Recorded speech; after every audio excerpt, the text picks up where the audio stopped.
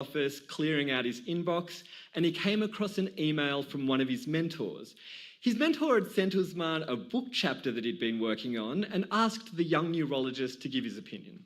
And I thought, oh, come on, you sent me a book chapter. How am I supposed to go through that? I don't have time to even finish the things I need to do. But I have a huge amount of respect and admiration for him. So I thought, okay, let me just open it and I'll read the first paragraph and I'll send him a comment saying, great job. Great job. Politely blowing him off. We've all been there. But that didn't happen. So Usman pulled out the chapter and he started to read. And I ended up reading the entire book chapter in one sitting, which I've never done before. I was just awestruck at this topic. And the topic that made Usman so awestruck? It's a little known, somewhat bizarre syndrome with a very curious name. The syndrome is called Alice in Wonderland syndrome. Alice in Wonderland syndrome. This chapter, which had consumed Osman, describes a bizarre condition which was first identified in the 1950s where people, often kids, see things either bigger than they are, which is called macropsia, or smaller, called micropsia. This is what the little boy in Sydney had. And the name obviously comes from the Lewis Carroll books, where Alice grows and shrinks as she eats and drinks on her adventures in the psychedelic wonderland. So it's really interesting because people experience that exact thing, where they feel like they're growing in size or shrinking in size. And it's not just growing and shrinking. Kids with Alice in Wonderland syndrome experience a whole bunch of bizarre symptoms. So things like seeing wrinkled surfaces as if they're smooth, which is sometimes called aragopsia. In some cases, they experience chloropsia, which is described as green vision. Some kids sense everything as moving in slow motion. So as Usman's sitting in his office reading the book chapter, he suddenly realizes.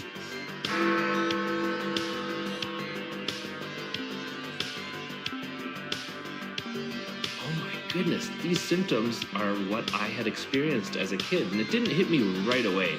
As I got about, 1 or 2 pages into the chapter, I thought, oh my goodness, I finally, I understand what had happened to me as a kid. I would experience my hands and my fingers kind of swelling up like sausages. I would feel like my arms are growing in length. And when I would move my hands and fingers, it would seem like they're moving in slow motion. When I first started to experience these, it was quite terrifying. Usman is so weirded out that he had this syndrome too. He finishes reading the chapter and walks into his colleague's office. And I think I had this look on my face, kind of like, in the movie Ten Commandments, when Moses gets the revelation, he looks like a changed person. And my nurse looks at me, she's like, what's going on with you? And as I'm explaining to her, she says, this happened to me when I was a kid. Usman starts researching everything he can about Alice in Wonderland syndrome, and he finds out that one of the most common reasons that kids get this, kids like Barbara's little boy, is when they get an illness, and often an illness is associated with a fever. So things like influenza or Epstein-Barr virus, they could be to blame. For Usman himself, this was a clear trigger. As a kid, he got sick a lot. And each time I would get sick, I would have these sensations where things are either moving in slow motion or my own body parts were unusually large. It would happen consistently every time I would be ill. And so much so that I would actually fear getting sick because I knew that I was going to have those sensations. According to Usman, one idea about how infections might cause Alzheimer's is that when you get a fever, it can change the way that blood flows in your brain. And if that area of the brain affects vision or is linked to perception, then maybe that's what triggers the wonky vision. Curiously, Barbara did tell me that while her little boy was generally healthy, he did have a string of fevers in the weeks leading up to his work trip. So maybe those fevers had somehow affected his brain. One clue as to what brain areas might be involved comes from a patient of his mother, a 15-year-old girl who started experiencing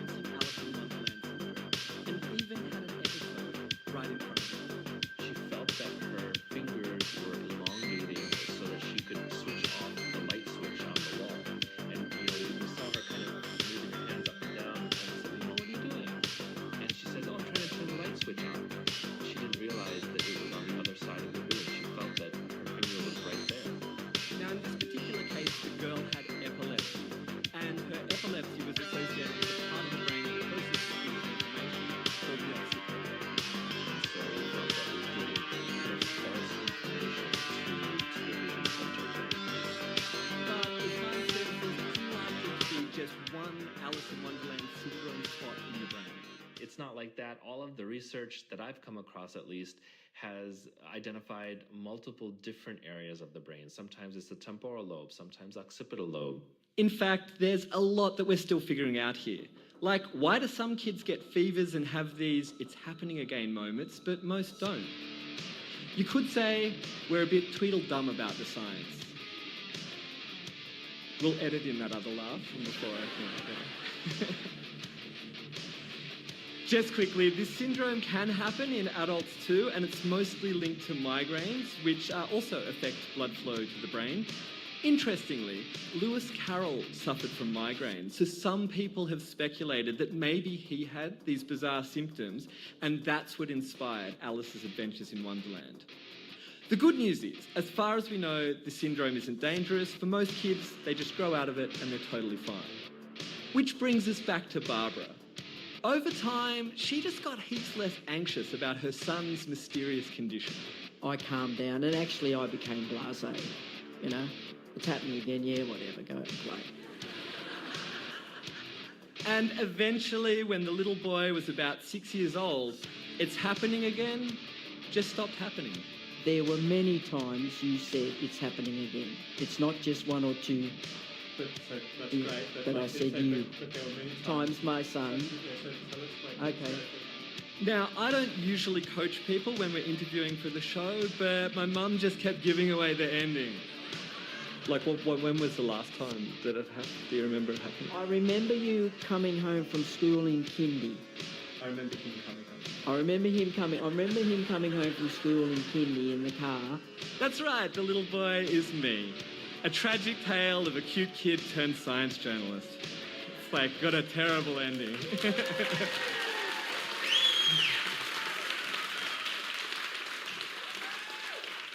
I told Mum about everything that I'd learned reporting the story. So I looked into this, and it's actually a thing with a name. So it's called Alice in Wonderland syndrome. Really? Really? I'm absolutely stunned. And I can't believe, because I'm a Google maniac, I can't believe that I didn't Google it. I'm really peeved that you did. Just don't tell me that it's damaged you, okay? Just don't tell me I didn't look into it enough and you're damaged. After I convinced Mum that there were no lasting effects and that any damage to my brain has been purely self-inflicted, she was just excited that this decades-old mystery had finally been solved, and I promised to never interview her for a story ever again. Yeah, lovely. That's great. Thank you so much. It's lovely chatting to you. I love you.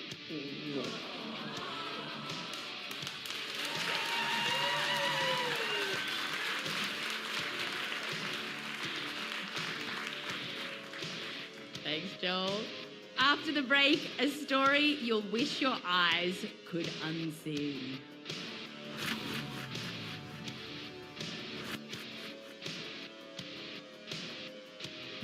This episode is brought to you by Honda. When Honda first set out to make the skies bluer, some said, keep dreaming. So they did, lowering emissions on the road with new hybrids, EVs, and someday, an EV with wings. Because Honda is committed to getting more EVs on the road. So no matter where they go, you better believe that Honda will keep dreaming. Honda, the power of dreams. Tap the banner or visit this episode's page to learn more. This episode is brought to you by Instacart. There's nothing like the fall. The feeling of crisp air, the smell of pumpkin-spiced everything. With delivery via Instacart, you can easily order groceries and other fall essentials. So now that I live in Australia, if I want to send my friends in America fun groceries, I use Instacart. And I've sent my editor, Blythe Terrell, a bunch of fun things using Instacart. It's like a little present. With delivery via Instacart, you can easily order groceries and other fall essentials. Instacart helps to deliver them right to your door in as fast as 1 hour, giving you the time back to do whatever you want this fall. Drink all the pumpkin spice lattes you can.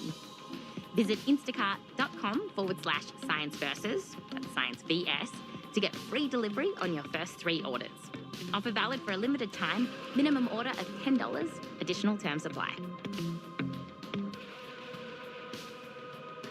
This episode is brought to you by Bank of America. There's a science to everything from pet food to aliens to earning 3% cash back. With the Bank of America customized cash rewards card, you can earn 3% cash back in the category of your choice, like online shopping, gas, EV charging stations, and more. It's a quantum leap forward for the shopping sciences. Earn 3% cash back with the Bank of America customized cash rewards card. What would you like the power to do? Learn more at bankofamerica.com/customized cash. Friends don't let friends miss out on music listening freedom. Refer your friends to Spotify Premium, and they'll get 2 free months of listening, so you can tune in together from anywhere. Create shared personalized playlists like Blend to keep your bond and library growing. Tap the banner to get started.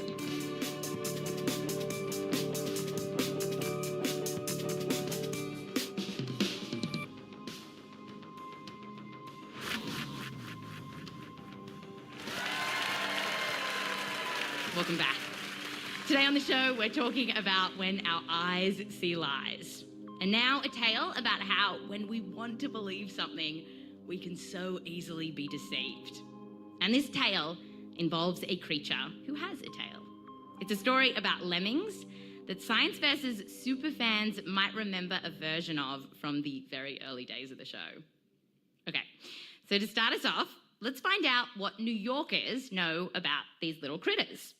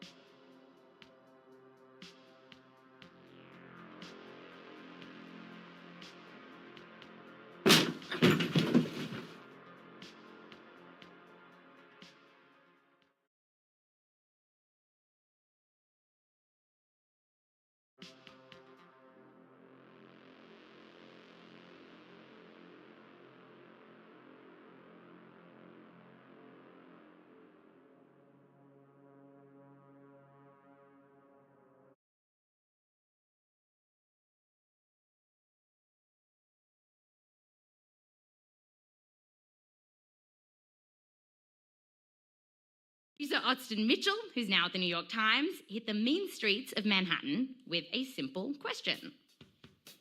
Do you know what a lemming is?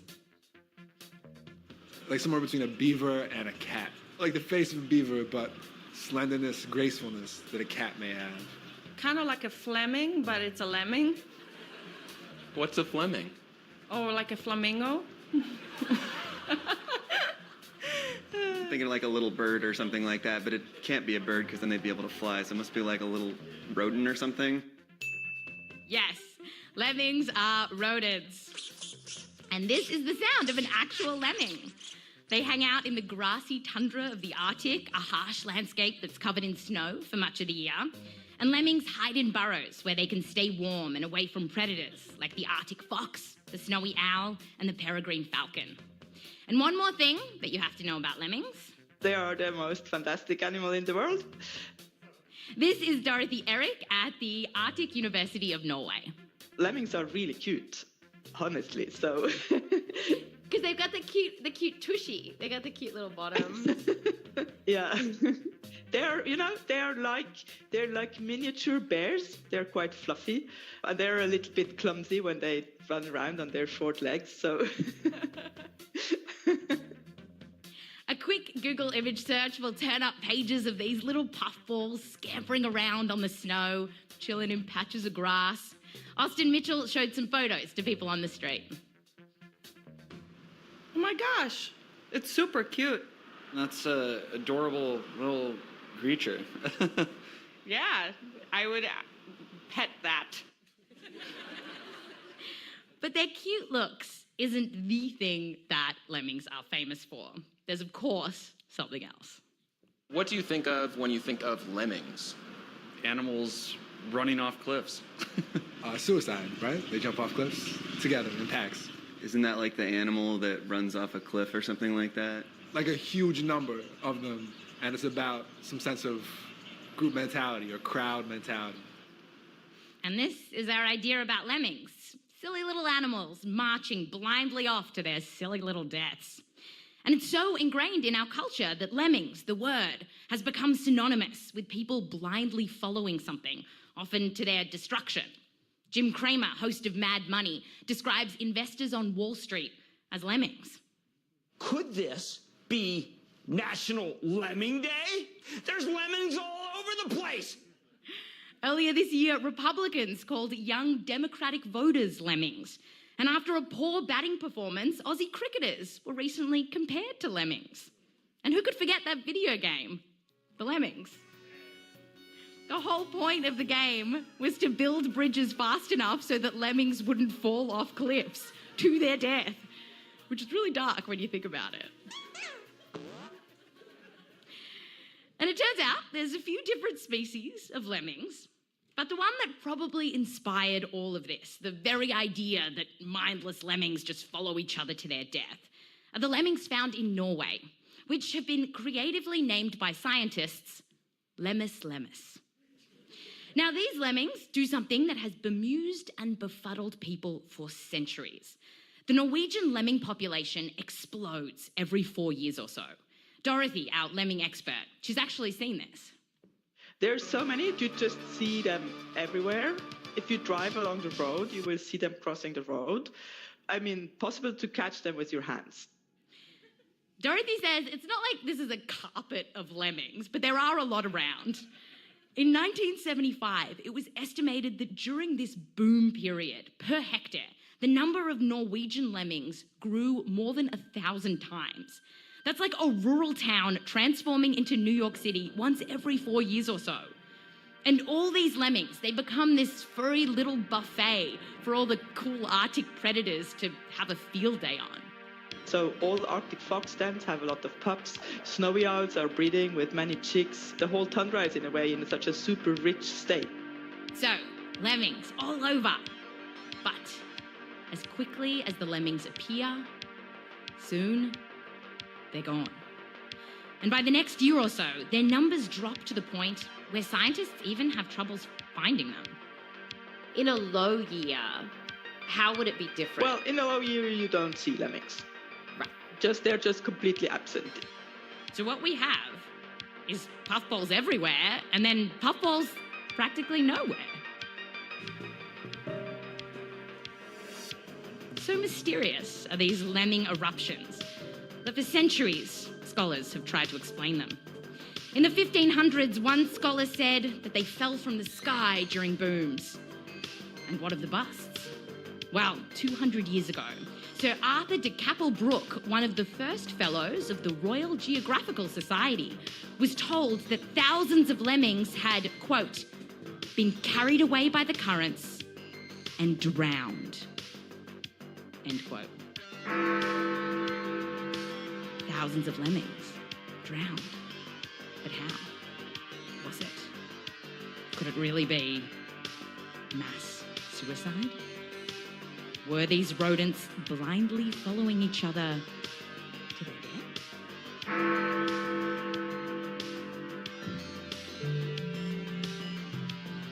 By the 20th century, this seemed certain. A 1924 paper described, quote, the spectacle of processions of lemmings ecstatically throwing themselves over the ends of railway bridges and falling to an apparently useless death below. This is a direct quote from a paper. Continues, quote, the sea strewn with dead lemmings, like leaves on the ground after a storm. And just like that, newspapers wrote about the mass suicide as if it was a fact. But one thing was still missing. No one had ever recorded the event. Until...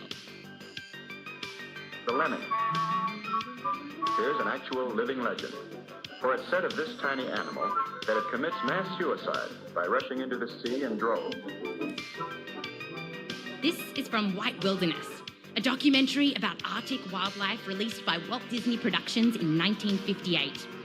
Film crews braved the unforgiving Arctic to film walruses, polar bears, seals, and yes, lemmings in their natural habitat.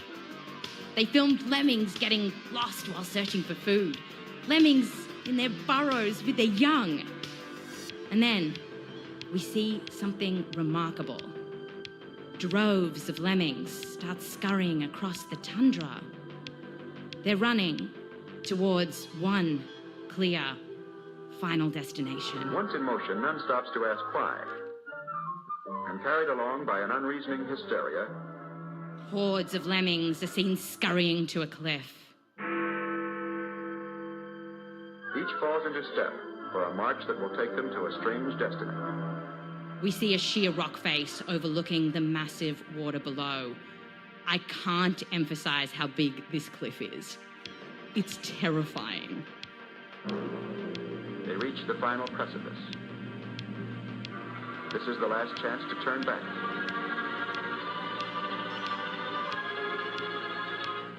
Yet over they go, casting themselves bodily out into space. Over they go, scores of lemmings plunging off the cliff edge and flying helplessly through the air, end over end, until they finally smash into the water. And soon the Arctic Sea is dotted with tiny bobbing bodies. Little dead puffballs floating on the surface. And so is acted out the legend of mass suicide and destruction of a species. And for their remarkable efforts, the filmmakers were awarded the 1959 Academy Award for Best Documentary Film. The footage is unbelievable. I mean, really unbelievable. The only problem is, you shouldn't believe it. Bill Carrick, a Canadian cameraman who worked on White Wilderness, admitted that the lemming scene was kind of faked. Here he is in a TV documentary about animal cruelty in filmmaking called Cruel Camera, which was made by the Canadian Broadcasting Corporation in 1982. There was a recreated thing done in Canmore in Alberta. If you didn't catch that, he said it was a recreated thing. You say recreated how? Well, they built a set. It looked like the Arctic. And had a nice painted sky for a background. Yeah, they didn't even bother going to the Arctic. It was filmed in Alberta, Canada. Just a cheeky, 7,000 kilometres from Norway, give or take. And the lemmings were purchased from kids who ran around and collected the little puffballs for a quarter each. But then, what of that great moment? You know, the final precipice. If this was a recreated thing, well then how did they get the footage of the lemmings diving off the cliff? Well, it's probably the worst thing you're imagining right now. The Disney film crew heaved the critters off a cliff. They literally forced the puffballs off a cliff and into a nearby river.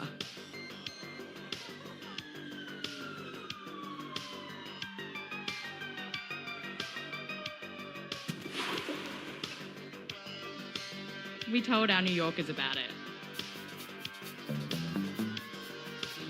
What? Oh my God, they killed little animals? Yeah, that's really messed up. Oh my God. Jesus.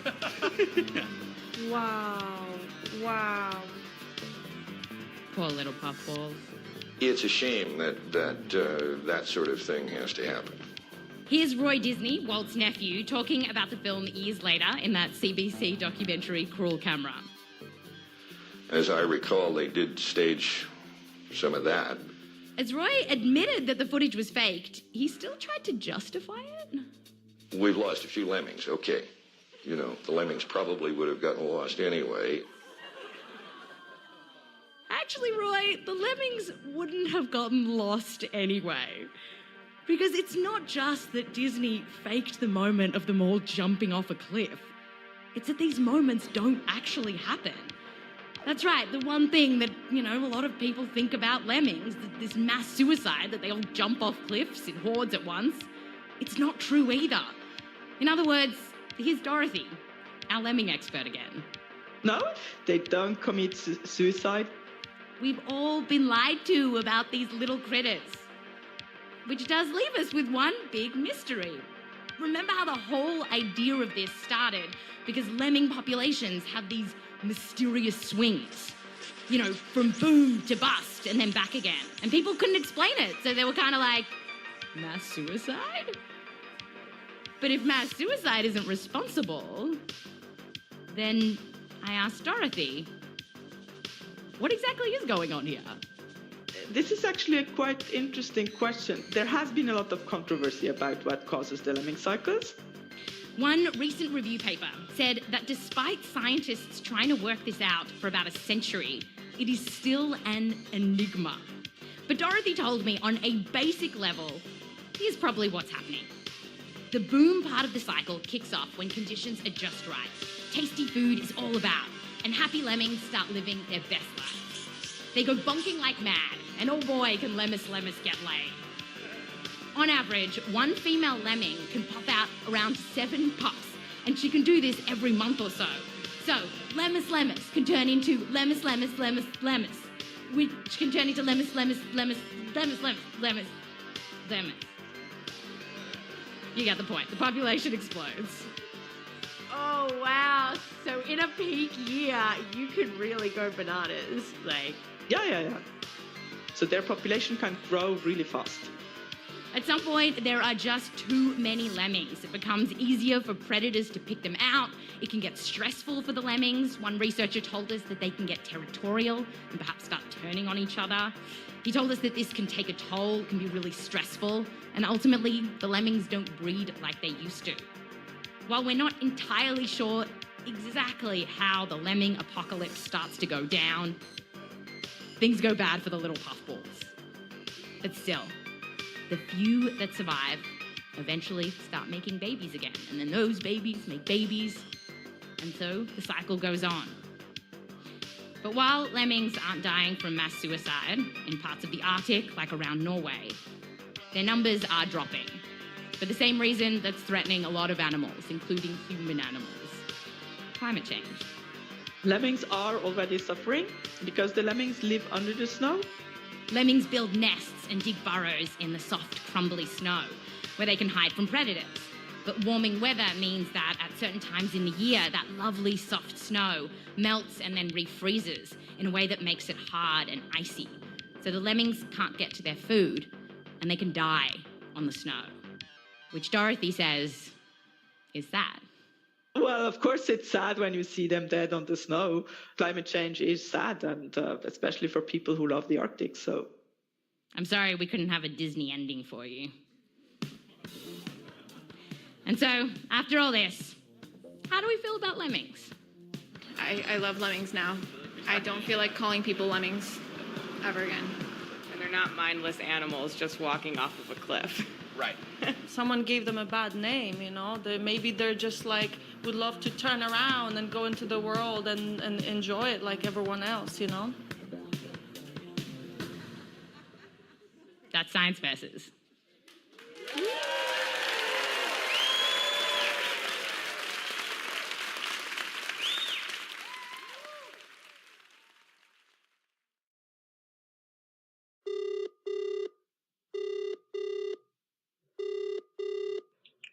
Hey, Wendy. Hey, Joel. How you doing? I'm all right. I'm recovering from life on the road. How are you? Yes, yeah. I feel like the Rolling Stones, basically, you know. So, Joel Werner, how many citations are in this week's episode? We had 89 citations this week. 89. And if people want to see them, learn more about lemmings or Alice in Wonderland syndrome or chimeras, where should they go? Well, they should check the show notes for the episode that they're listening to. And in the show notes, we have a link that takes them to a transcript, and our transcripts are fully annotated with lots of wonderful additional information. Yes. And one thing that I really want to get from the audience, from you guys listening, is when we did this show live, a couple of people came up to us after and said, oh my God, as a kid, I had Alice in Wonderland syndrome, right? And they said they didn't know. For one person, it seemed like this was quite life-changing, right? It was super cool to hear other people's experiences. I feel like we need a support group or something to hang out and chat. But yeah, if anyone else experienced these kind of bizarre symptoms and have had them unexplained for decades, please get in touch. We'd love to hear from you. Yeah, let us know. So you can either just come to Instagram, science_VS, or my TikTok, which is @Wendy Zuckerman, and we'll have little things up about Alice in Wonderland syndrome. So tell us if this was you. Thanks so much, Joel. Thanks, Wendy.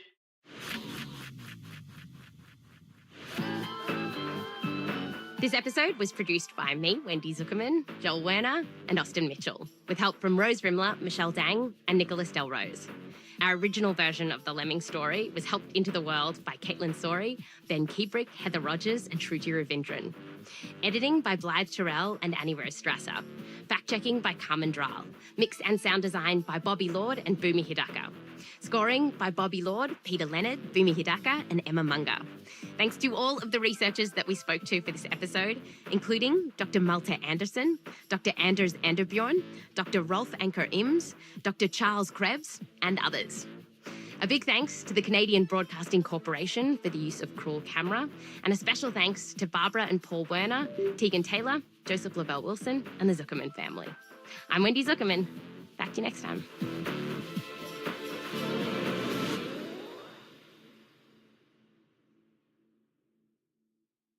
Sam Bankman-Fried, the founder of crypto giant FTX, promised to give away his fortune.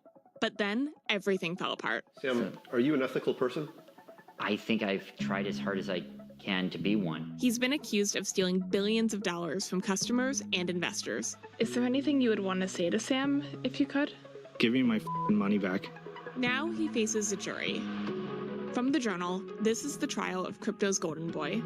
Tap now to listen on Spotify. The best part of a Ford truck is right behind the wheel. You. That's because strength is in your DNA. The 2024 Ford Ranger truck is designed for those seeking a new adventure. The type that starts their week by washing the weekend's dirt off their bumper. The 2024 Ford Ranger truck includes Ford Copilot 360 driver assist features like pre-collision assist and rear view camera. Tap your screen now to learn about the 2024 Ford Ranger truck. Built Ford tough.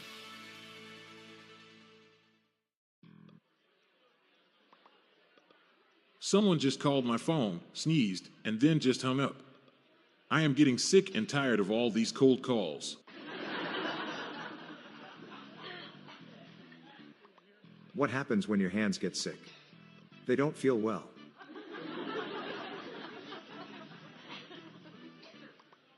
Did you hear about the phlebotomist that had to quit her job? She said her work was all in vain.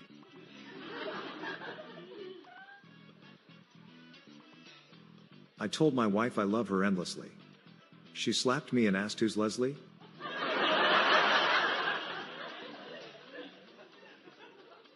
Did you hear that the salami is out of hospital now? It's cured meat.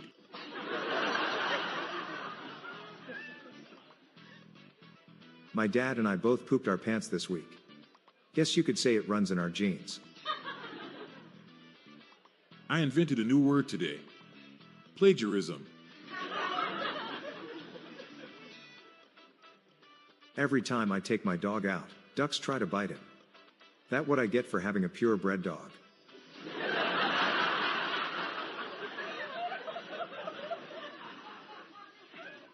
Why was Pavlov's hair so messy? He didn't condition it. Do you have holes in your underwear? No? Then how do you get your legs through?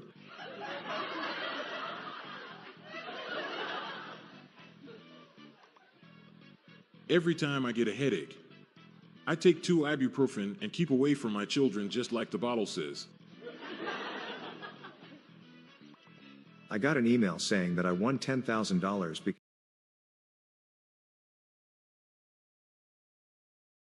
Like it definitely dates you, and it's incredible. It does. It was awesome. And the sad thing is, I don't have control of that either. That does make me sad, right? I mean, it's not my channel. If you go back on my channel, you'll see my all-time most famous YouTube video is me breaking into my van.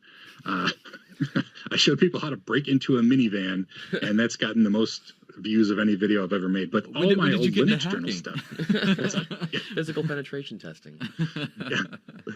So anyway, but yeah, it's all out there still, and you can see a very young me talking some really nerdy stuff and reviewing products, and yeah, it was a lot of fun. We're gonna have to play a few of those clips on here because it's pretty awesome and hilarious. Yeah. You were doing some bits here and there and talking about Linux back in the day. It was fun. Yeah, and we did all sorts of things. Like we took 100 of the tech tip videos that I did. I mean, I did so many of them. 100 tech tips, and we made a DVD that Linux Journal included in one of their yearly things. I still have like DVDs, like 101 Sean Powers tech tips. So, oh my gosh, that's crazy. That's hilarious. That you made a DVD. Yeah. It's weird. I know, right? It is weird that at that point, so like 15 years ago, I mean, I was the guy that was recognized at conferences, and I was, a keynote speaker at like Ohio Linux Fest and stuff. And then I got the job at CBT Nuggets, and it's like a different sort of environment of, I don't want to say fame, but it's like, I was known for something completely different. So I'm looking forward to what the next stage of Sean Powers is, because I get to make it up on my own now. Yeah. So like CBT, definitely a cool job. One of the best jobs I've ever had, besides working for myself. So the boss is a jerk. And it's a different situation. And so you're saying that your fame in the Linux world kind of changed when you worked at CBT? Like it didn't grow? It went away. It went away. It completely went away. And again, I agree. CBT Nuggets, my favorite job that I've ever had. But I'm separated from the world, right? I mean, I'm separated from the end user. I'm separated from the consumer. I'm separated from, I'm not speaking at conferences. I'm not, also the economy crashed. I mean, back then, I was getting flown all over to conferences and stuff, and then nobody had money anymore. So I didn't get to fly all over. But the fame, so to speak, it went away, and everyone's like, oh, I remember him. And it's cool. I'm not upset though, because now I get to start over and do just essentially work for CBT Nuggets related stuff. I'm just a sysadmin. I'm not making videos anymore. I'm just a Linux sysadmin doing some work there. So right now, I'm still doing Linux. It's crazy. So you switched from, and we can include or not include parts of this in the actual podcast, but so you switched from being a trainer to just being a sysadmin. I'm assuming you're managing the Linux servers in AWS? No, Yeah, I don't know how much I should talk about. I know. No, actually, I am. So I know that I'm allowed to talk about some stuff. There was some privacy issues for some of the projects I was doing behind the scenes before, but that's not the case now. Right now, my job is managing Filecoin servers, crypto. I've done a lot of crypto work behind the scenes for a lot of years. I sold thousands of Bitcoin for $2 each. You do the math. Yeah, I know. But anyway, now I'm managing like 5 different data centers, 6 if you count my farm, doing Filecoin mining and IPFS storage and stuff like that. So that's just managing Linux servers, headless Linux servers all over the country. You said so many things that we're gonna have to like reverse. Sorry, and pick it talk apart. about Yeah. this. Filecoin. What is Filecoin? What is that? So Filecoin is a crypto-based storage thing. So are you familiar with? Let me take a sideways step or a step back further. Are you familiar with IPFS? Yes. I'm not. So someone here, and including this guy, is not going to know what IPFS is. So tell us. Okay, I'll give you the very quick version of IPFS. Give us the nugget version. Yeah. It's so incredible. IPFS stands for Interplanetary File System, and that's because it's designed to work everywhere. Like if we get an IPFS node on Mars, it'll just work. And the core concept is you no longer address files based on where they're stored. You only address them based on their hash. Now this concept isn't completely foreign. Like a lot of times if you're doing like blob storage, you just like reference the actual hash. Well, the way this Merkle tree thing works, you have a file or a folder full of files, and it's broken up into this big elaborate hash that is kind of like a tree. And the very top of the tree is a CID, and I do not remember what that stands for. But anyway, CID is, and it's it's just text, it's just a hash. And that is how you reference your file. So if you're going to move your file, you move this hash, like, copy this hash to that hash or whatever, or to this hash. And then the actual location of the file is on the IPFS network. It's peer-to-peer, kind of like Bitcoin works. It doesn't work as smoothly as Bitcoin, which is a very big frustration of mine. It's still young. But you reference a hash. And then if you want to make sure that you have access to that hash, you can pin that hash to your local node. And then that hash is stored on your node. But when you reference it, you don't reference like this spot on my node. You still reference the file on the IPFS network by its hash. And then your node goes to the IPFS network and it says, hey, I got it right here. It's right here. If not, it says, okay, IPFS network, interplanetary system with billions of nodes. I need this hash. And any node that has it just sends it. And it sends it over the same type of TCP connection that you would get it from your local node. So from a abstracted point of view, you don't know where it's stored. Apart from you can pin something to your local node so it's fast, but it just lives on the network. And so that's crazy. The idea so there is storage essentially. We're not to Filecoin at all yet. This is not crypto. This is completely separate. This is just file storage on people's computers, right? So how do they keep track of it without a ledger? It's all a peer-to-peer network. It's all hashes. And so when I create a file and I turn it into a hash, like say I have a text file and I turn it into a hash, then my node knows of that hash. And so then there's routing between the nodes. And if somebody else is like, anybody have a file named this? Then it would say, ask its node next to it, and it would say no, and it would branch out with this, complicated routing thing. And eventually my node would say, oh yeah, I got that, and send it along. And ideally that happens super fast and happens with like, if multiple people have it, it works like it works like BitTorrent, where everybody sends it. So you get it super fast from all over the world. Okay. And another really cool aspect of it is, let's say that I wanted to make sure that I had a copy of my particular files that I have hashes for. And if you have the hash, you have the file, right? The file is the hash.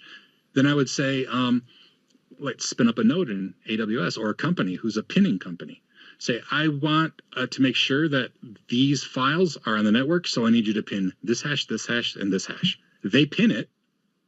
And all of a sudden, as soon as it's done syncing off the network, which at first it's just for me because I just created it, then it's stored there. So I know that it's always going to be on the IPFS network readily available because it's pinned on somebody's node. Man, so the way I'm imagining it, I like just kind of reiterating. So it's a massive distributed file server, and then kind of also a database. Basically. And now, when you who's it for? Like, do you have files that are like you may not want to share with someone, like a company file, and you could like not have that hash distributed, or is that not for that case? So IPFS itself does not offer any sort of protection. What you could do is share the hash of an encrypted file.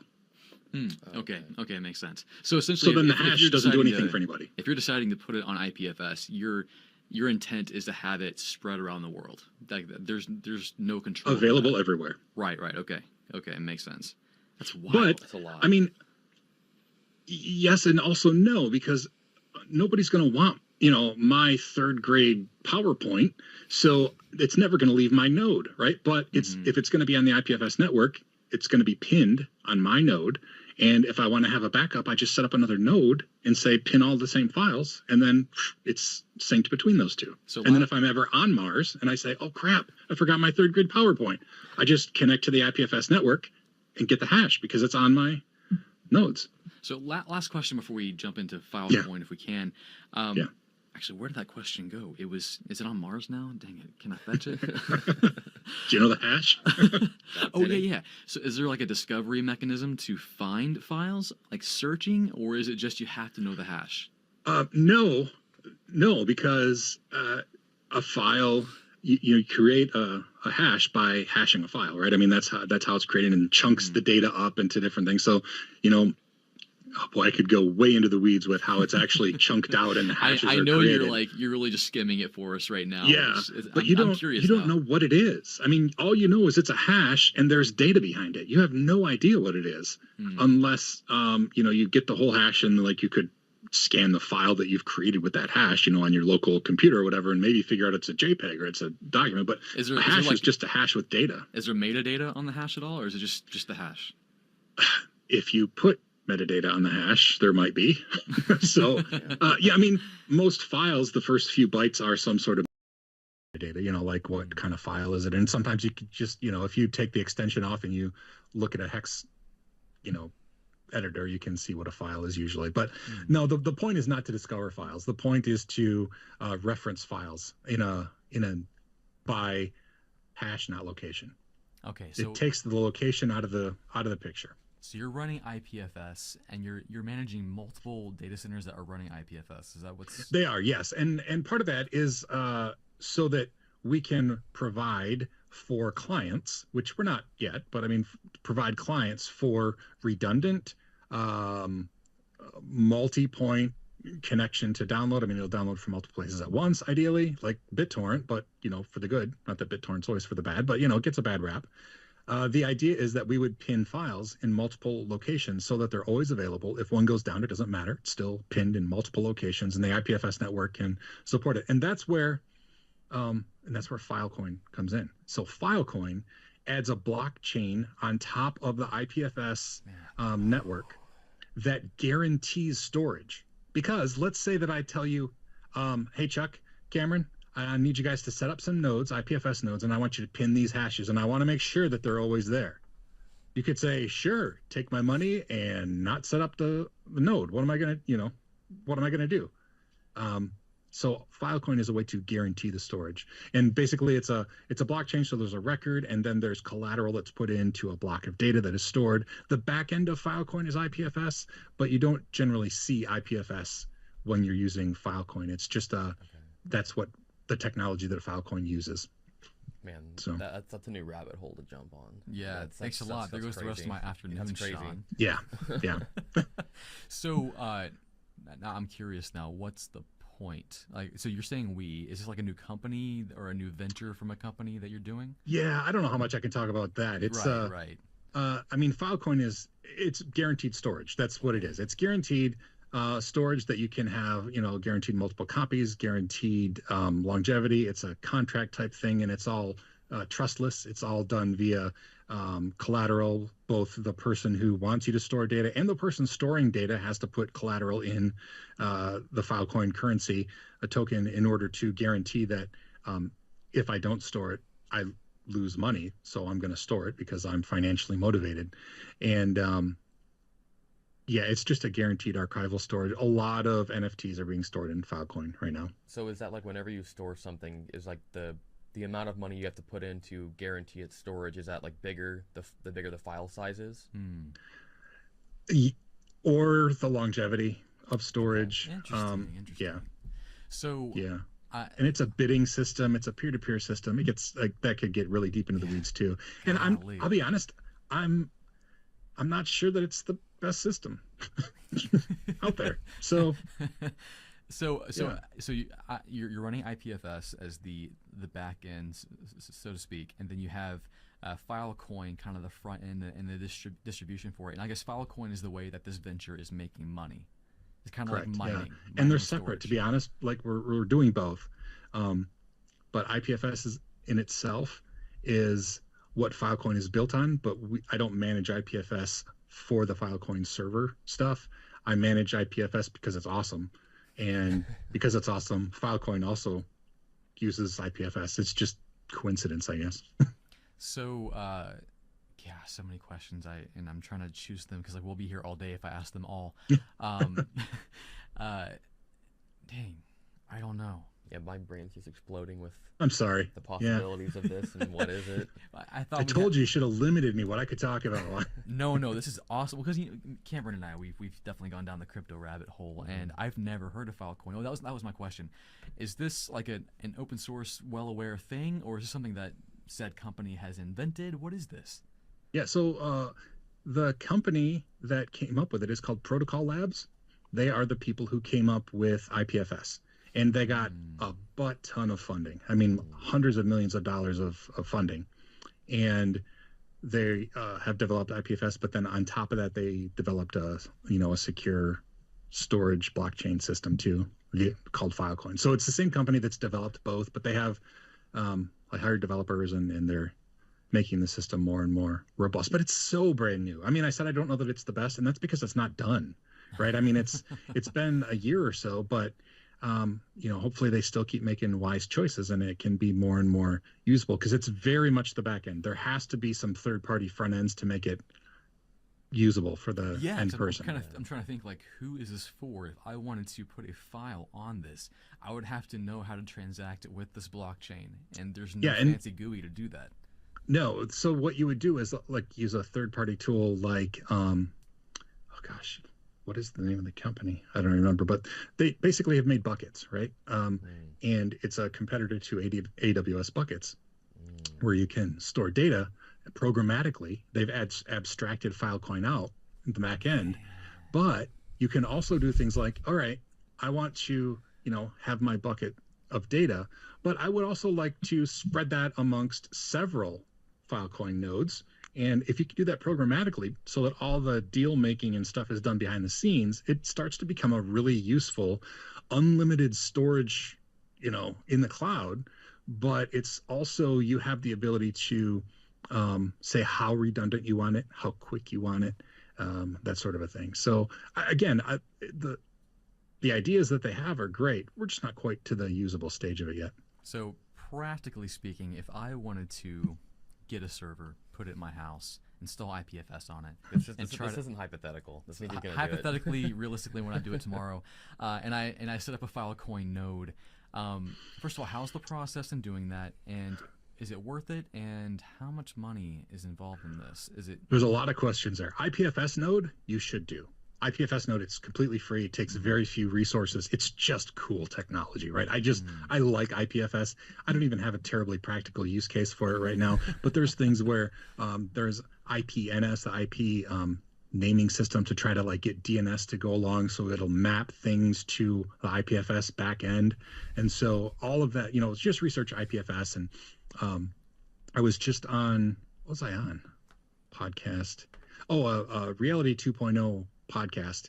We talked about IPFS a little bit, and you can host websites on IPFS, but it's all brand new, right? I mean, it's super cutting edge stuff, but it's cool, it's fun, and that part's free. The Filecoin part of it, I do not recommend getting started with, because challenge accepted.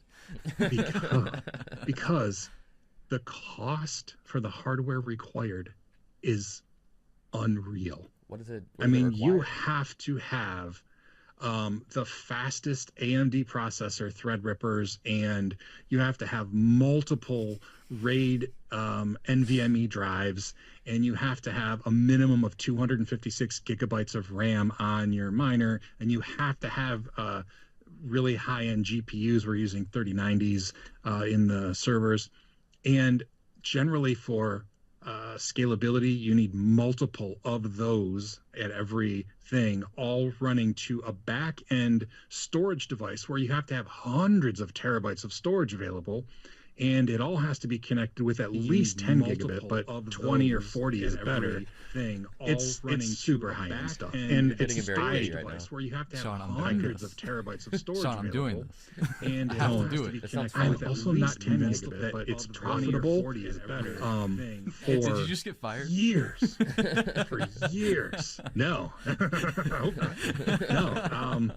So. Okay. Yeah, so profit. So okay. Oh, so many questions.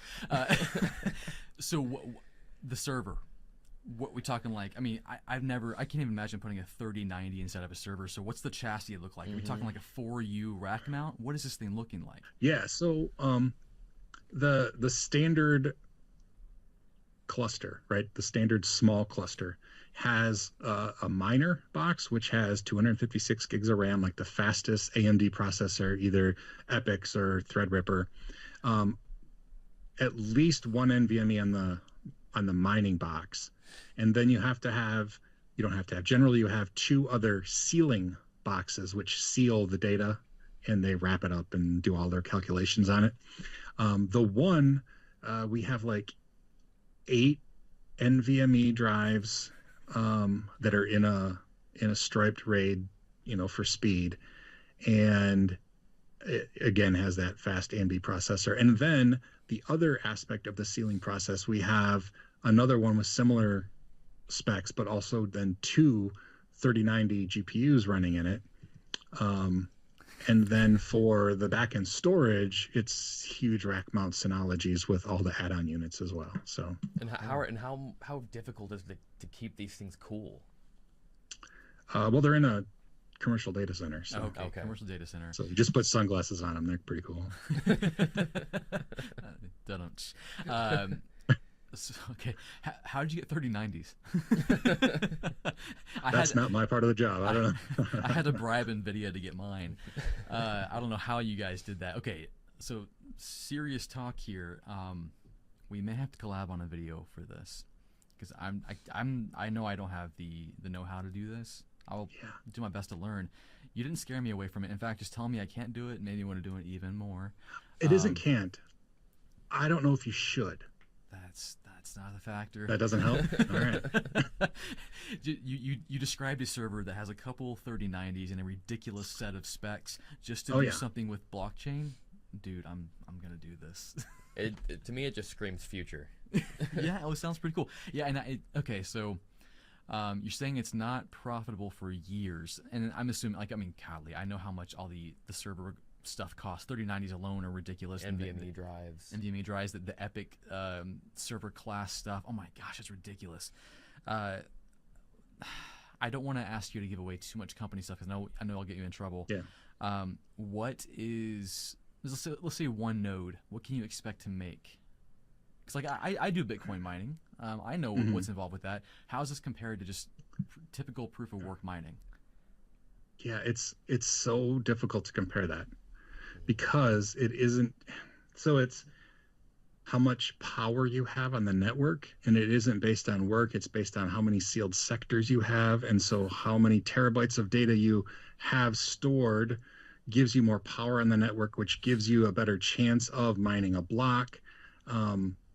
But the network is growing ridiculously fast. So just growing fast enough to maintain your likelihood of ever finding a block is difficult.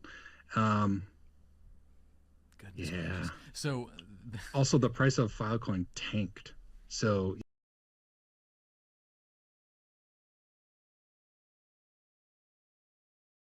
even if you do, if you're getting into it, it's a good time because you need a crap ton of collateral to seal all these sectors. I think there are much much better ways to make money with crypto. Okay, we'll get into that actually, because you've been in crypto way longer than I have, because you were like one of the original Bitcoin guys. I know. I was a third of the Litecoin network all by myself for a while. That's so freaking crazy. Okay, we're gonna touch on that here in a second, but goodness, my questions keep going away because I have like 15,000 questions firing in my brain right now on all this.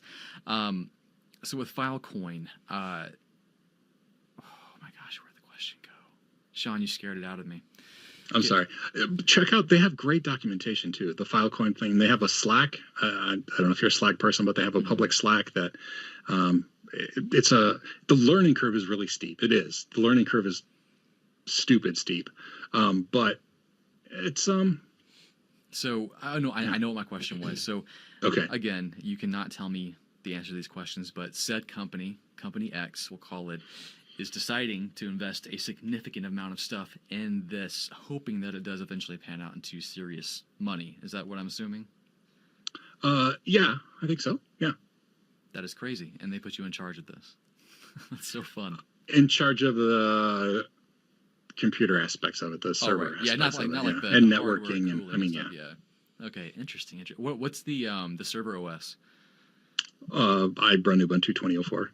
Okay, simple enough. Oh, that is bizarre.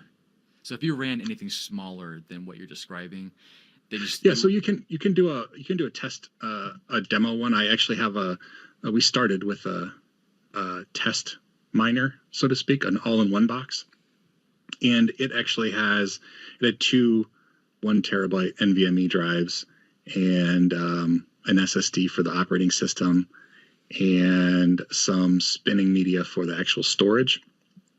And it's still running. It has 128 gigabytes of RAM, and then you have to put 128 gigabytes of swap on the NVMe storage because you have to have and then it has it's 3900X. It's an AMD 3900X, not a Threadripper, but just an AMD Ryzen 9. That's what I'm running in my computer. That's what I'm running right now too. Okay. Yeah. So it's running that, and then it only has a 2080 GPU. 2080. Okay. Goodness gracious. Okay, so I'm just curious, man. How did you sell this idea, or did they come to you with it? I didn't. Oh, so they came to you with the idea, like, hey, make this work. Hey, figure out how this works, and that was something. That's crazy. I mean, you're the guy for it. I mean, you had to learn Linux from nothing, literally. That's insanely fascinating. So, okay, now let's move on to there's better ways to make crypto. So, first of all, I would love to hear how much time do you have? I don't want to take so much of your time. You can talk all day. That's fine. You can cut this out if you want. No, it's cool. No, we'll keep everything in. So you describe your first venture into crypto, because like I got into crypto when it was way past it was cool. Like I bought in late. You got in early. I've never had jobs that paid well, so it was always the mining aspect, right? It was never buying crypto, and so it started with Bitcoin. I bought on eBay used some they were AMD. What were they before AMD? Who bought AMD? Which is, let's see, there's ATI. Sorry, I couldn't think of it. ATI was bought by AMD. Anyway, so ATI 5800 GPUs. They're like 5880s or 5830s or something, a long time ago. Anyway, I bought them on eBay and put them into some just old crappy computers and just started mining Bitcoin. Not because I expected to make any money, not because I was even all that passionate about blockchain at the time, to be honest. I did it because I wanted to learn stuff, right? I mean, that's kind of, the thing on my channel, right? My motto is learn everything and do what you love. And most importantly, be kind. There, I got my whole slogan in on your podcast. But I just wanted to, it was fun. It was cool. And so in my office at work, I just had these computers that I set up, and they were running in the background. And at the time, it wasn't making anything. I was mining 2 to 3 Bitcoin a day. Which is unimaginable now. Yeah, and they were worth nothing. I mean, less than $1 a piece. What year was this? And what year was that, Sean? That was oh gosh, I don't know. You could look back at the pricing whenever it was less than $1. I'm guessing like 2013-ish. Maybe. Something like that. And so, yeah, I bought these, and it was just fun. The technology was fun. I got to see it build up, and then, I'd cash it in and we'd have pizza, so I didn't like use 10,000 Bitcoin to buy a pizza like the famous one, but, I would cash it in at Mt. Gox, are you familiar with Mt. Gox? Yes, I am. Magic, the Gathering online exchange, which turned into Bitcoin Central. And, I didn't lose any money in the Mt. Gox crash, but anyway. Good. Yeah, but I'd sell it there, and we'd get $50, and my family would have pizza on Friday night. And I'm like, this was from Bitcoin. How cool is this? So, yeah. That is wild. So did you? And then other things came out. So there was even in the first stage of crypto, they would come and go. Like there's something called Solid Coin, which was just run by one guy. It was super shady, and but I mined a bunch of that and traded it in. And then Litecoin came out, and again, all of the cryptocurrencies at first were just trying to solve some of the issues with Bitcoin. Right?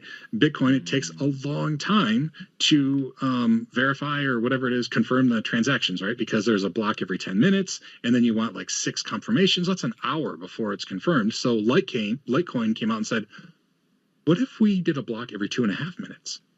Well, then it would be verified much quicker. And so the Litecoin network was born. That was the only difference.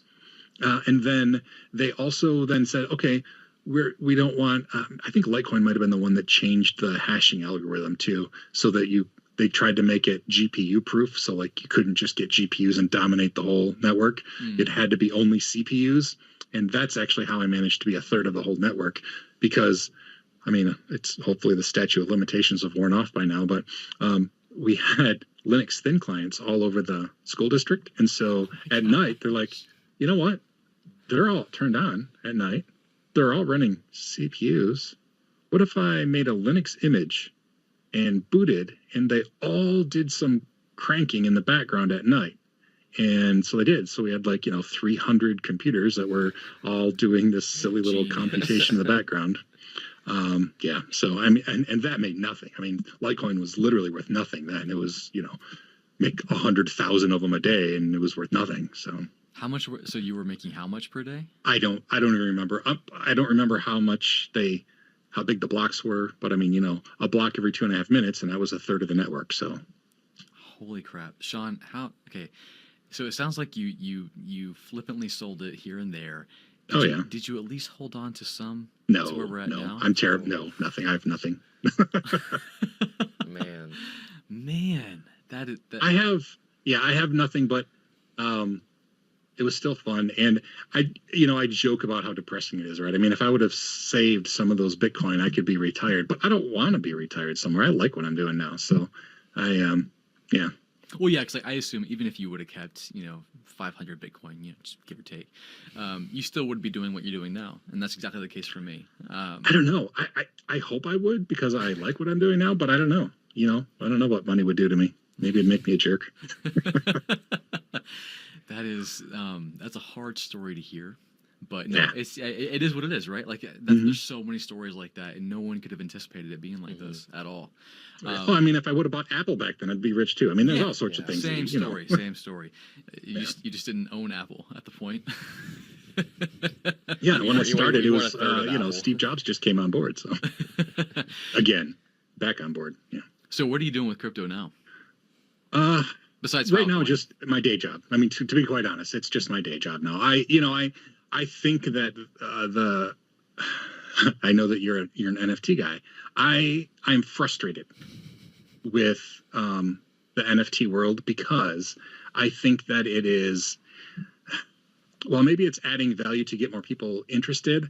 I'm frustrated because I think that the idea of non-fungible tokens have so much better use case than they're currently being used for. Oh yeah, 100%. Like when I first went down the rabbit hole of NFTs, it drove me nuts. I went down the whole thing, Bored Apes. I looked at all the stuff, Solana NFTs. You're right. A lot of it's like, what's the dang point? Because it's just like social club. It's all about the hype. What I'm excited about is the actual use cases. The using NFTs as, you know, movie tickets or concert tickets and so many more applications that I think will end up really being very cool. But that's not what the news articles are about. That's not the headlines. Right. No, and I think that the reason I'm frustrated with it is because I think it's tainting the notion, right? It's, you know, I mean, yeah, I don't know. I'm frustrated because I think that there's so many awesome things that could happen, and there's just people who are going to make a ton of money and lose a ton of money, and it's going to be, you know, people are going to be mad at the rich people, and the people who lose the money are going to be frustrated, and yeah. So what you're telling me is there'll be a Sean Powers NFT collection coming out next month. I thought about, you know, I have a webcomic that it's almost a year now. Like, you have a webcomic, and I've been looking at that. It's been very cool to see you create a comic out of thin air. That's amazing. It looks great. Yeah. But and okay, this, you can verify this. So we were trainers at CBT Nuggets together. The running joke was how bad of a drawer I am, an artist I am, right? Yeah, I mean, I it was reviewed like a lot of your joke. videos, and you were one of the worst, for sure. Yeah. And so now I have a webcomic that I've drawn. It'll be a year this month, actually, that I haven't missed. I do it 6 days a week. And the other day I posted a comparison, like when I first started and like the same characters now. And it's like, holy cow, I can't believe that that's me. But anyway, because of that, when NFTs were coming, I'm like, hey, I could just make NFTs of my webcomic characters, right? I mean, I absolutely could. I could have like a whole set of blues, like Blue Square is one of my characters. I could have with all different backgrounds, and I could probably be rich right now.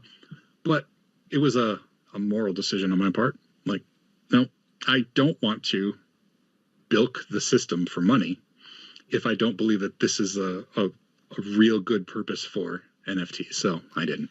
What I would love to see you do is create it, and then all proceeds go to a charity. Robinhood, that's yeah, I get it. I do. I get it. I have such high hopes for the Web 3 stuff. I don't think it's gone yet. I think we'll still get what you're thinking we're going to get. Like, I think people are going to start implementing that once this whole NFT wave is kind of subsided and everyone stops obsessing and glamorizing the next price this Bored Ape sells for. I think we'll finally get past that and start getting to real use cases. But I will be one of the first purchasers of your NFT collection. That'd be very cool. I would love to see that. Just, and like you said, it's just it's a fun way to figure out, hey, how do I do a randomly generated NFT collection, which is a fun project. I would love to see that. But you got to make it on Solana, though. Yeah, Solana. The pricing is what hurts me so much. It shouldn't generate the money it generates. That's what just crushes my soul. I mean, somebody is spending so much money on something that, I mean, I know I sound cliche, but it's just not worth anything. Did you see the Olive Garden NFTs? I mean, no, I didn't see those. No? Okay, so when we're done here, Google the Olive Garden NFTs. They're sold out because they're NFTs, but it's an NFT of every Olive Garden in the country. And you could also get free breadstick tokens if you at any time you wanted. But the NFTs of every Olive Garden, and it's just a picture of an Olive Garden from like their Google Maps that somebody made an NFT of every single one, and they sold them all. That's wild. Okay, so it was genius, but stupid. Yeah, there's plenty of really, really bad examples. And you're a Gary Vee guy, right? Like, you watch Gary Vee? I like Gary Vee, yeah. So yeah. He didn't pick me as a winner. So back in the day when he was doing Wine Library, he used to do this thing where he would like, hey, do a competition. Yeah. You met him, right? You met Gary Vee. I did not. Everybody else at Linux Journal did. I wasn't there. And they did say that, my thought was, I wonder if he's really a bag. I did, because he's got the bro kind of feel to him. But everybody at Linux Journal said, no, he's genuinely a very, very nice person who treats people very well. And yeah, so that's good to know. I like him because of that. So that leads me to my next question. How do you feel about his big foray into NFTs? I haven't watched a lot of his NFT stuff because he also has a different motivation than I do, right? He really does want to build businesses and make money, and there's nothing wrong with that. That doesn't motivate me, right? If I just make a ton of money on NFTs, that I don't think that would fulfill me. So I have nothing against anybody doing NFTs. That's just something that I don't know. Let's assume this. Let's say I'm just gonna poke the bear a little bit. Let's assume that's fine. Let's assume McDonald's came out with the NFT collection. They may already have. I don't know. They might. But let's say one of the NFTs you can buy is a McCafe coffee cup. But if you buy that NFT, you get free McCafe coffee for the rest of your life as long as you own that NFT. Would that be worth it for you? No. if you actually liked it. This coffee that I'm drinking out of my spot from my webcomic cup is actually really good coffee. Again, McDonald's coffee is consistently fine, and it's the consistent part that is there. Yeah. Okay, cool. So okay, so basically right now you're not mining on your own stuff. I'm not. Okay. No, can I tell you what I'm doing? Do you want to hear what's up in the life of Sean? Of course, yeah. Mm-hmm. Yeah. So this is my day job doing the system administration stuff, which I do enjoy, which is good. I enjoy it, and it's how I pay my mortgage right now. But I really missed doing videos. Right? I had a year off where I wasn't doing any videos at all. Oh, I can't imagine that. My gosh, because you love the camera, you love it. I do. I'm a camera whore. It's true. I mean, it's really disturbing. If you go watch those old Linux Journal online videos, yeah, you'll see I'm really a camera whore. But I really missed it. In fact, when you came on board CBT Nuggets, you were like the YouTube guy, right? Because you actually had a YouTube following. I don't remember how many subscribers you had back then. Oh, it was small. I had like 10,000 subscribers. It was nothing. Okay. Yeah. But I mean, for the trainers, you were like, that was like YouTube godhood right then. And so, you convinced the company that we could all do some stuff on YouTube. And so I started doing that, and it was fun. I did enjoy it, but that couldn't be my focus. I had a day job of making videos, and there was a weird, like, am I competing with myself now? Is this cool? Can I not do this? It was an awkward situation. More so for you, I'm sure, because you had a YouTube channel where you're giving stuff away, but also making content for CBT Nuggets. So that was probably awkward all the way around. No, I just ignored all the rules. That was a secret. Until I they see. changed. Okay. Well, but I don't have that awkwardness now, because I'm not making videos for them. And so I started making them just in 2022. Actually, I just started adding content to my YouTube channel, and my goal is to eventually make it so that I can do it all the time.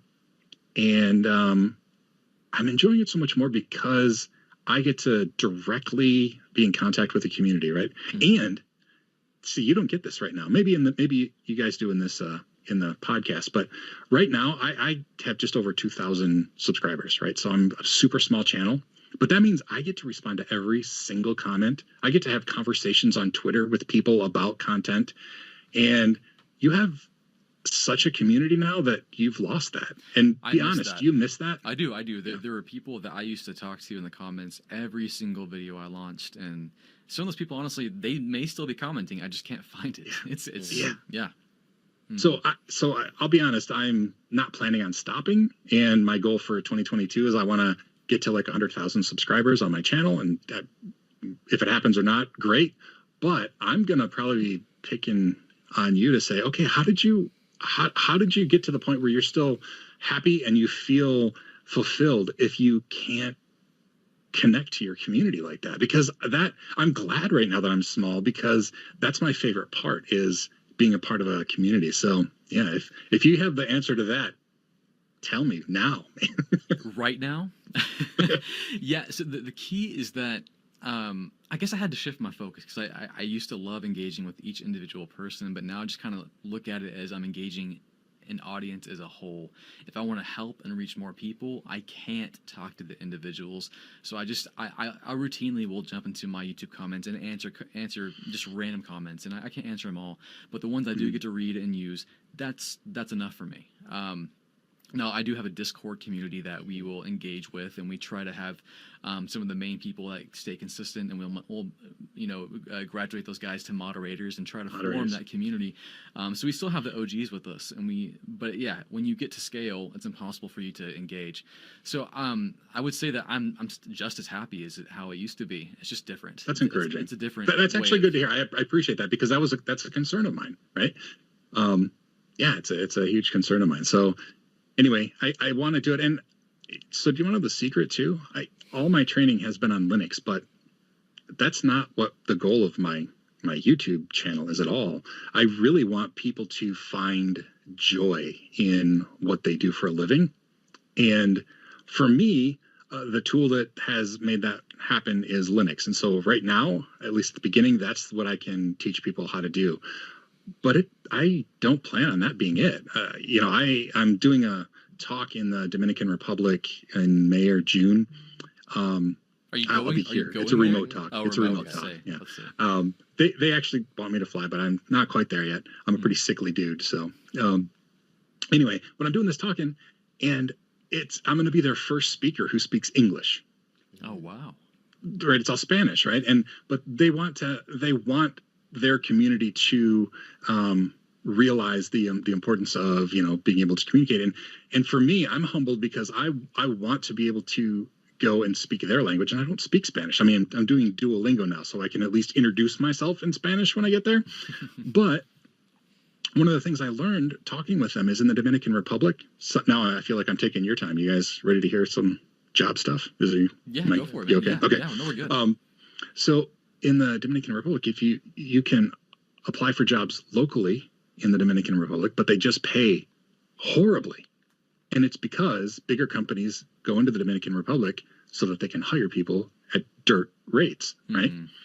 And so the other option is to get a remote job, which COVID has actually made that a little more feasible, get a remote job. But if you get a job, you're highly qualified, you get a job in like the US or in Canada or in Europe, and you're from the Dominican Republic, you're going to get like below entry level wages, far below what you should get for your ability. But because the cost of living is lower there, it's like you kind of like feel crappy, but you're like, I'll take a job for far less than I'm worth. But it's this weird dichotomy of being overqualified, but because you're remote or because you're not there, it's just weird. And my goal in my channel, but in the rest of my life, I guess, is just to try to make it so that everybody, regardless of the situation, if you're in the Dominican Republic or you're, somebody like me who's sickly in my home, or you live in a big city, you can find a job that is fulfilling for you. And like I said, Linux is just my tool right now, but I don't know what that's going to be. I want to bring in people who hire. I have a friend of mine who does a lot of hiring for tech stuff, and I want to prepare people to, get the job that way, do some interviews with those. So anyway, all I want to do is make the entire world full of happy, satisfied people, regardless of what their job is. So that's my only aspiration. I love that, and it's our channels definitely align on that goal. And I wanted to say too, the cool part is, so I was watching some of your videos, and like for example, yesterday, day before yesterday, I released a video on SSH keys, right? And because I released a video or I was searching for SSH keys, one of your videos came up and you did it, and I watched, and I'm like, oh, I like what you did there. And I was thinking, in a traditional business, it would be like, oh, I'm competing with Chuck, right? I have to do something better than Chuck. But one of the things I really like about the whole YouTube world is there's absolutely no competition. There's no reason that I wouldn't say, who else did this great is Chuck. And it's not like they have to pick one over the other. I just really like that aspect of it, that if somebody does something better or something that I don't want to do, I can point them elsewhere and not worry that it's taking away from my quote unquote bottom line. Because in fact, if you study the YouTube algorithm, it'll actually help you, because if they come to your video from your link or from Twitter or whatever, and they get a thing that says, okay, or you're telling them, hey, go watch this video, they switch to the next video. As long as they didn't leave the YouTube platform on your video and they continue to watch and keep going and going, you'll be rewarded by the algorithm for that. Interesting. So YouTube's goal is just to keep people on YouTube. If you help that, you're going to win. And then I know, like, whenever I'm trying to learn something, I usually don't just watch one video. Oh, like 3 or 4. Because usually people will make, like, he may make something, but then you may make a video exactly the same, but you include one little thing or two little things that he didn't include. And that makes it just more beneficial. And then you'll probably show up, like, if someone watches his video, your video will probably still show up in the little sidebar because it's related. Yeah, we all rise together. Like, I'll notice that if, like, sometimes, my buddy David Bombo will post a similar video within, like, a week's time frame, and we both rise from the views because they just go back and forth. You see each other's, Yeah, and everybody teaches different. So that is it's a really cool bonus. And you mentioned, Cameron, at the very beginning, so maybe I'm wrapping up for us because I've gone back to what we started with here, but you mentioned pen testing, right? I don't remember what the context even was, but your van. So getting the into your van. That's right. Yes. Way to remember. Yeah, my brain's getting old. I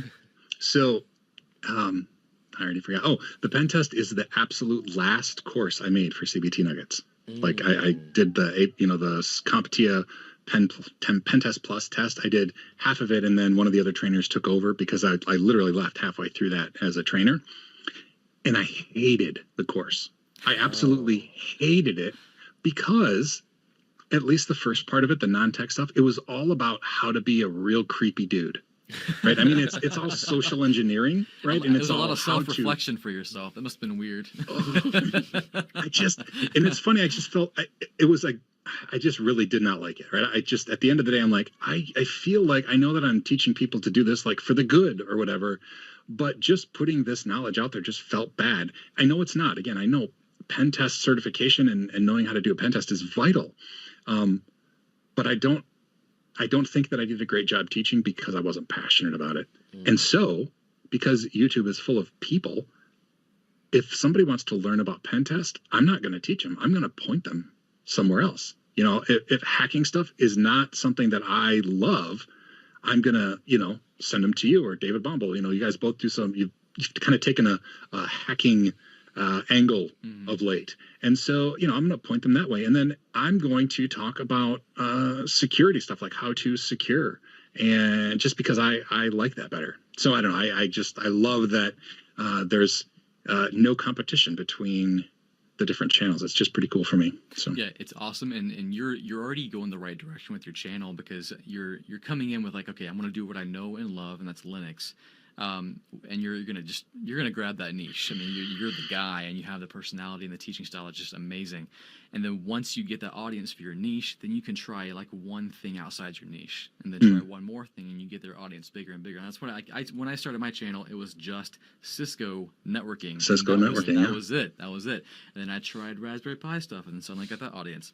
And then I tried a little bit of hacking stuff, a little bit of DevOps, a little bit of Linux, and it's just follow your interests, and that's the way I keep my YouTube stuff just growing and fun for me. Is I just do what I really want to try, and I do what makes me happy, and it's really just going down rabbit holes. Like I've done some crypto stuff, it's done well, and it did well because it was fun and interesting and something new. Yeah, it was fun for you, right? Yeah. Yeah, it was novel. I'm like a kid in a candy store, and I think that does come through in a video. It's like, oh, he's interested in this. He's making me feel kind of interested in this. I want to keep watching. And I think that's one thing. Like that's why you got hired at CBT, and it's why you're going to hit the 100K goal by the end of the year. As long as you're like that McCafe, and you can stay consistently good. Consistently fine. Oh, sorry, fine. Yeah, I'm not worried if I don't hit that, but that's the trajectory I want to go because I want to reach more and more people. That's really it. I just want to reach more people. Yeah, so. and that's at the end of the day when you have that goal in mind. I mean, there's no way you can lose, right? You're gonna hit at least what are you averaging now? Like 50, 60 people on each video? I can look because like any YouTuber, I have a tab open, right? So my last video on SSH key pairs has 130 views in the first 1 day and 20 hours. Which, I mean, seems like, like when you try to compare yourself to me, which you should never do. It's like, oh, man. But I remember when I first started out, I remember when I hit my first 1,000 subscribers, I'm like, oh, my gosh, I'm a freaking big deal now. Like, I remember feeling that. I remember bragging to y'all about it. Those small wins are huge for you. And I remember seeing you a post about it on Twitter or something like that's 130 like real live people. Yeah.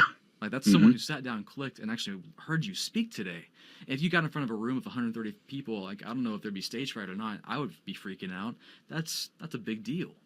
Yeah, it is, and I hope that I'm sure that it's at a point it's probably hard for you to really get a grasp of did you hit 2 million subscribers yet? You're close. You got to be close. It'll probably be in this month. Okay. That's more people than a person can fathom, right? I mean, you just can't speak to 2 million people in it.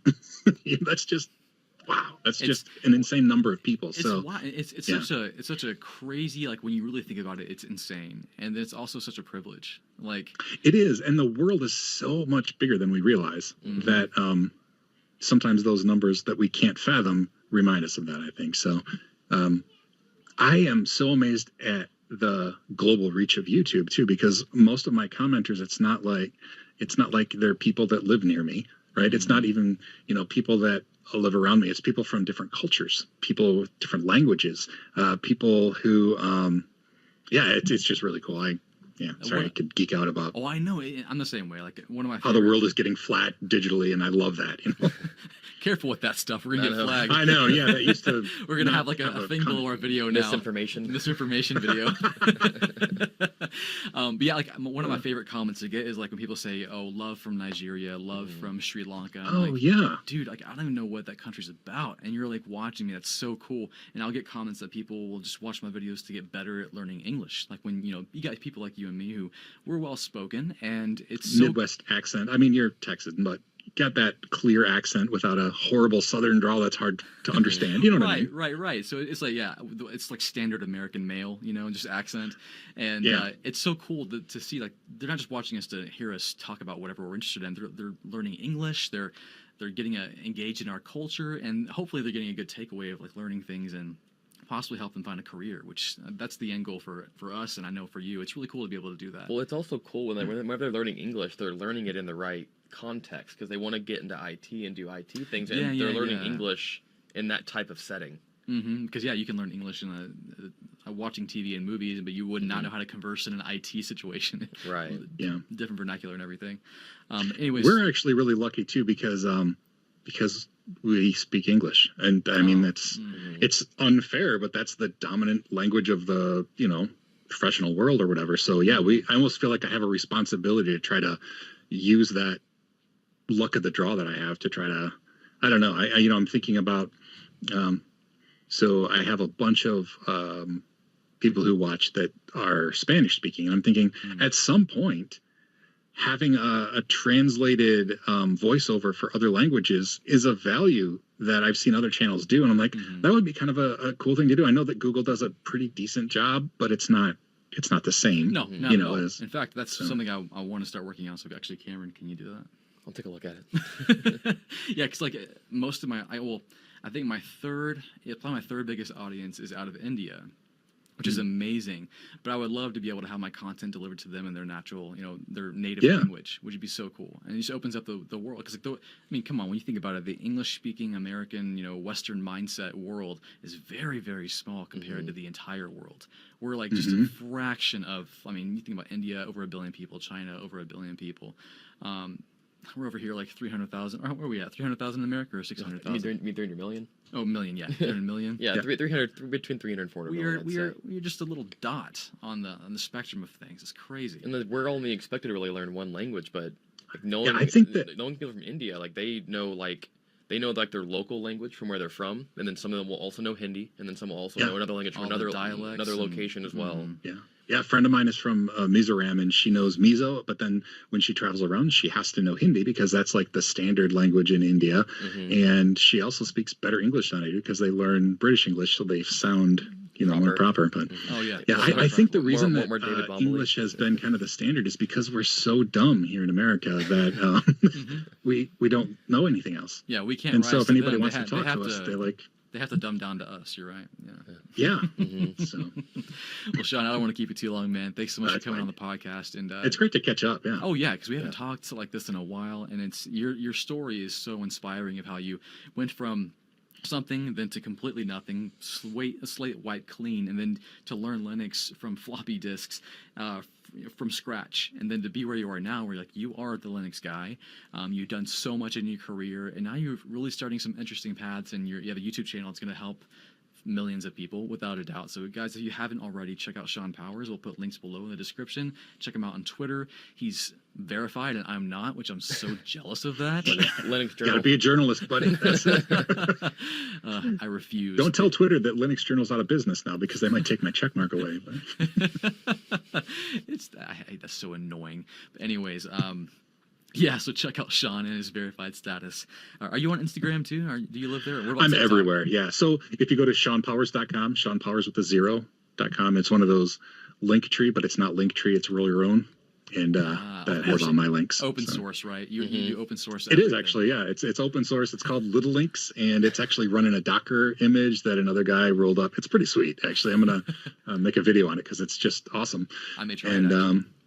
There's a link to my webcomic there too, so you should look at that. Oh yeah, your webcomic. Check out his comic and his future NFTs. Yeah. That's where the collection will be dropped, right? That's right. Yeah. And I was going to say one more thing. Are you on TikTok? Yeah, same thing. If you go to that SeanPowers.com, SeanPowersWithTheZero.com, there's a link to TikTok there too. Excellent. I can't wait. So are you putting content on TikTok and Instagram stuff now? Not as much as I should. So I've been trying to put short / TikTok / reel, all those different platform names for tiny vertical videos on the weekends. I missed this past weekend because the whole world fell apart. But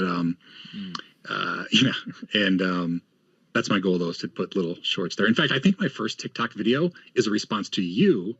You and your wife challenged us to something.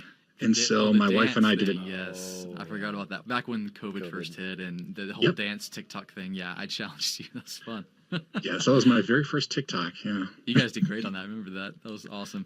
Yeah. Speaking of which, I mean, I do TikTok and Instagram a little bit. I just mainly repurpose my content, but there's a big open world and opportunity for people to make dedicated vertical content that's Linux based, any kind of tech based. So for you to grow, I would jump on that. And yeah, it would definitely catch me if there was some like this little Linux tips TikToks. I'd watch it. Yeah, catch me. Well, so that's what's there now. I probably got 3 or 4 of them. So look at them, and if you think that they're the right idea, let me know.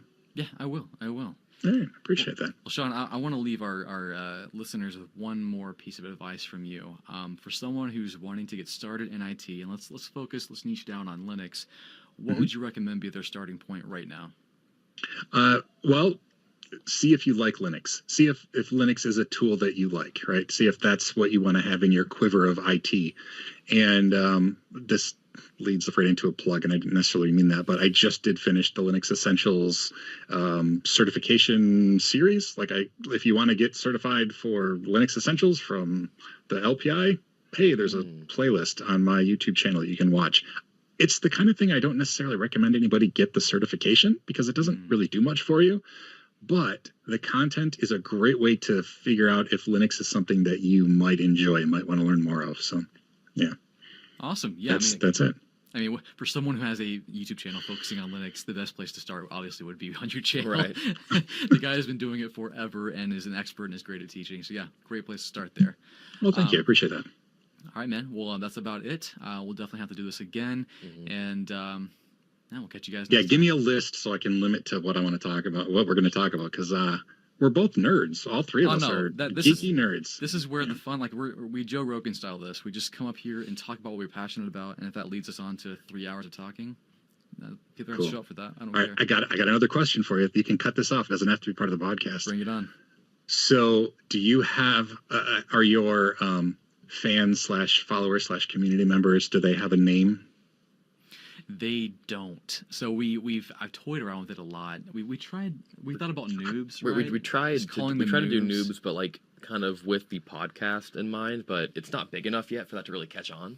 Yeah, kind of like the noob army maybe we're toying with, but yeah, I don't really have a good one. Unless you have any ideas for me? Well, for you, I don't know. I mean, I assumed it would be something beard related. That just seems to be So I did research on this because I really want it to be a community thing, right? I don't want Beliebers, whatever a Sean Powers version of that is. I don't want that, right? I don't want it to be all about me. And Chuck, you don't want it to be all about you, right? You want it to be, you're growing and, you want to leave Cameron out. So I actually put so much thought into it for myself. And I found out that most people do come up with the name themselves. It doesn't grow organically.